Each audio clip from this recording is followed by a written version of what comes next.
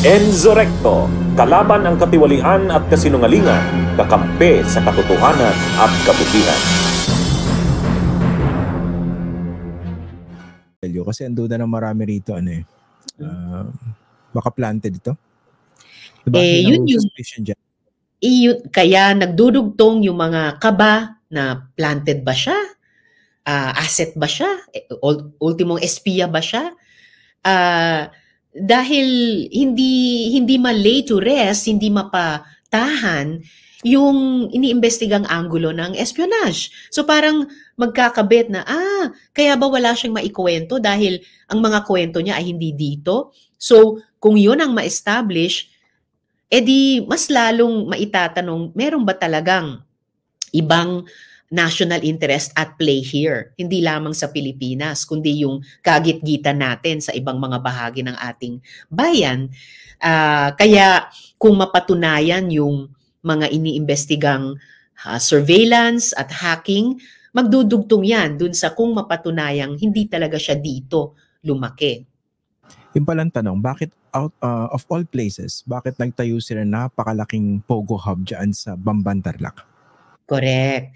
And bakit ang local chief executive ng Bamban pinayagan iyon? Kung siya mismo, inamin niya sa unang hearing, ang unang ibinigay niyang mayor's permit dyan sa Zone 1 na yan ay para lang sa second, third, and fourth floors nung isang building doon. Obviously, nung ni-raid ng PAOK, 36 buildings lahat, higit sa isa lamang ang may pogo at scam operations, may human trafficking victims na pinapatrabaho doon, at higit sa 3 floors each sa mga building na iyon. So kung mayor siya at meron siyang ganong specific condition sa mayor's permit na ibinigay niya, at the very least, dapat sinita niya yon at kinlose down na niya yon. Hindi yung ituturo lang niya ang PAGCOR na bakit ang PAGCOR hindi nagsumbong sa akin. In short, maraming maraming pwedeng gamitin na punto against her. 'Di ba? Yung responsibility niya sa local chief executive under her di ba? Under her watch. Oh. Tama.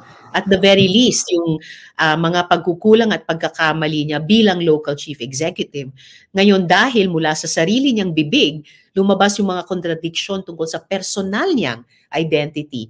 Identities ng mga magulang niya, identities ng mga kapatid niya, at identities ng mga kasosyo niya dyan sa napakalaking Pogo Hub. So lumapot ng lumapot kesa numipis yung misteryong nakabalot sa kanya. Puntahan natin yung possibility, Senator, na there are other Alice Guos in the Philippines. Paano nyo tinitingnan yan? Kasi nakakatakot dito, di ba, yung binanggit ng kasama yung senador, yung idea ng Pogo politics. Yung Pogo, mas malakas pag nagpatakbo sila ng mga kandidato or nag-boost ang pera in support of certain candidates. And in that case, mas malaking problema. Talk about that, the possibility of other Alice Guos out there. Natatanong na talaga yan, Christian, at hindi yan unreasonable na tanong. Dahil kung mapatunayan namin na pinlano talaga itong pagpasok niya, hindi lamang sa negosyo, sa Bamban, kundi sa local politics, at na ito'y hindi isang Pilipinong proyekto, pero proyekto ng ibang actors sa labas ng ating bansa. Anong layunin nun? At kung nagawa nila ito sa kaso niya, posibleng may iba pa ba sa iba pang bahagi ng ating bansa?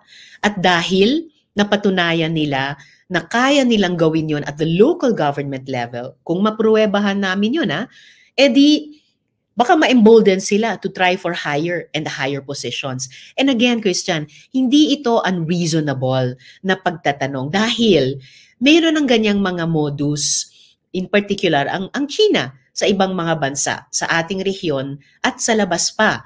Di umano, meron silang ganitong modus sa ibang mga Southeast Asian countries.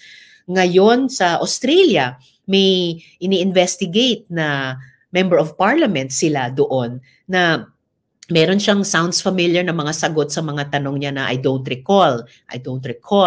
Di umano, may ganitong modus din ang China sa ilang mga bansa sa Africa.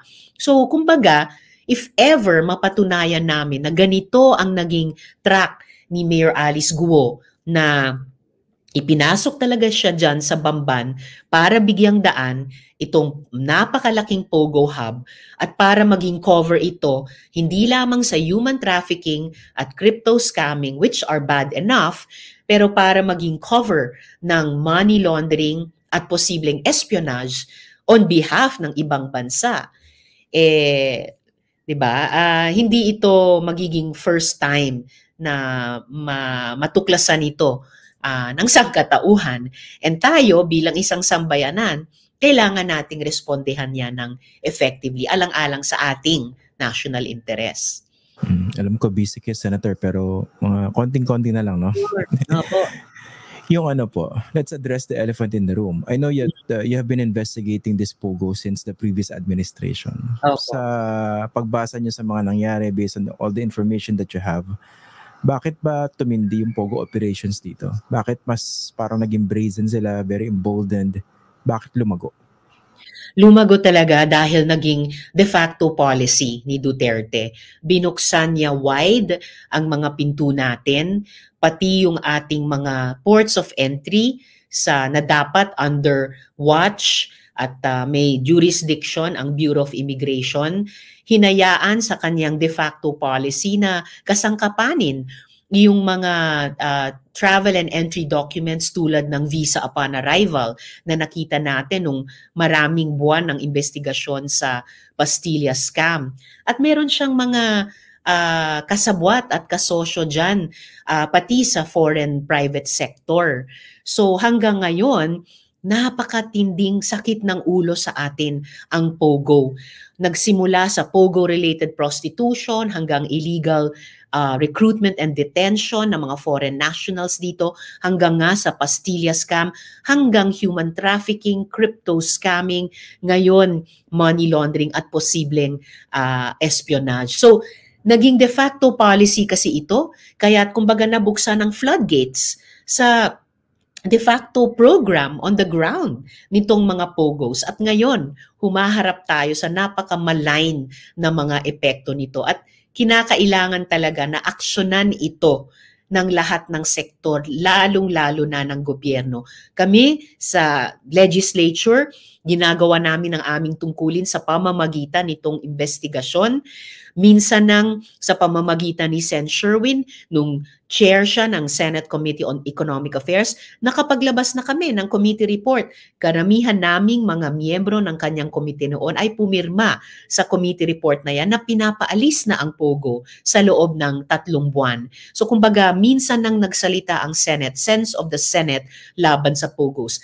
Ilang beses na rin akong nanawagan, Christian, kay Presidente mismo na kung kulang sa bilis ang aksyon namin sa lehislatura, pwedeng umaksyon ang executive. Sabihin lang ni Presidente, tulad ni Duterte noon, kung si Duterte noon, open doors to Pogo, kung sabihin ni Presidente ngayon, tigil na ang Pogo, paalisin na yan dito, pwedeng magsimulang mangyari na yan eh.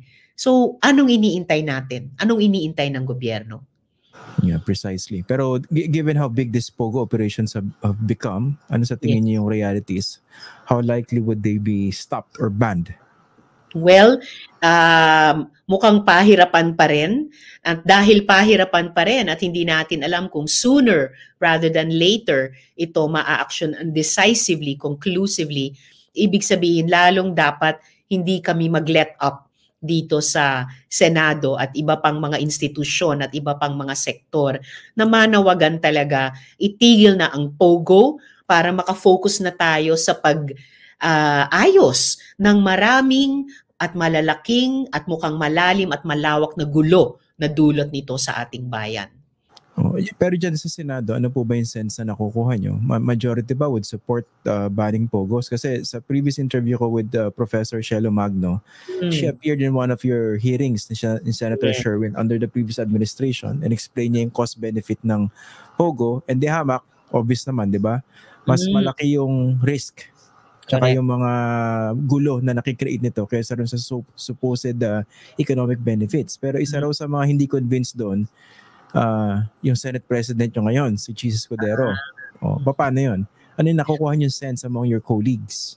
Well, ang sense ko ay kaming mga pumirma at naninindigan sa committee report noon ay ganun pa rin ang paninindigan laban sa POGO. At sang-ayon talaga ako kay Professor Cielo na kahit yung mga di umanong magiging benefits ay lahat mga pangakong napako at ang laki pa rin ng utang ng mga POGOs sa gobyerno in terms of taxes. Tapos yun na nga, ang daming social, economic at ngayon nasisilip natin political costs, no, ills na dulot ng POGO sa atin. Kahit pa merong pinakamataas na liderato namin sa Senado na sa tingin ng iba ay hindi bibigyang daan ito. Pero lahat naman po ay collegial at lalo na siya, no, lalo na kung mananatiling malakas yung aming committee system. So nakapanganak na ng ganyang committee report noon. At sigurado ko, paglabas ng committee report ng Senate Committee on Women sa aming 4 na taon ng investigasyon sa POGOs, ay siguradong uulitin namin yung rekomendasyon ng nakaraang Committee on Economic Affairs na ipasara na talaga, paalisin na ang POGO at singilin ang accountabilities ng lahat ng gumamit o kumasangkapan sa POGOs para labagin yung ating mga batas at labagin yung mga karapatan ng ating mga mamamayan at maaring pati karapatan ng ating gobyerno o estado. Bunyog, bunyog, halikan na kasama ka. Bunyog, kapag buklod ay may pag-asa. Luzon, Visayas, Mindanao, isa ang pananaw. Sa bagong Pilipinas ang bunyog isisigaw. Bunyog, bunyog, bunyog.